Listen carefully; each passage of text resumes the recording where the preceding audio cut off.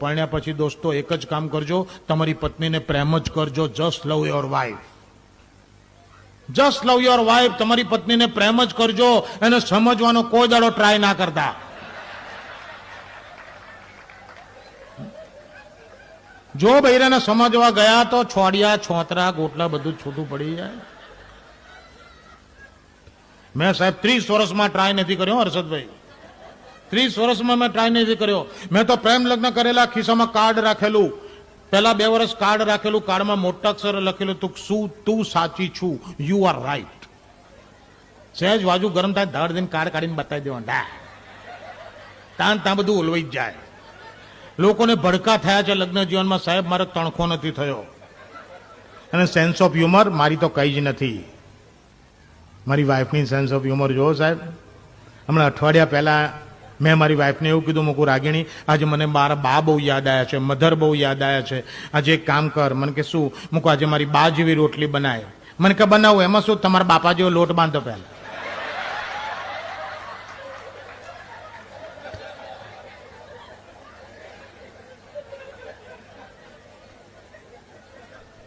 આની sense of humour બહુ ઊંચી છે. હમણાં મેં મારી વાઈફને કીધું, હું કોઈ વસ્તુ શોધતો તને મને જડતી નહોતી, એટલે મેં મારી વાઈફને કીધું, મૂકું રાગીણી મને ત્યાંથી પેલું હાલ ને. હમ કોઈને સમજણ પડે શું મંગાવું છું?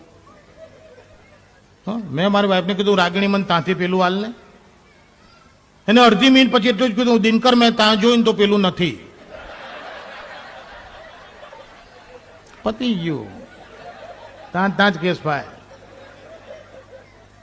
બાકી અહીં બેઠેલા મિત્રો, વડીલો, તમારું લગ્ન જીવન ગમે તેટલા વર્ષનું હોય, તમારા લગ્ન જીવનમાં તમારી પત્નીના મોઢેથી આ એક વાક્ય મિનિમમ એક વાર સાંભળેલું હોય ને હોય જ.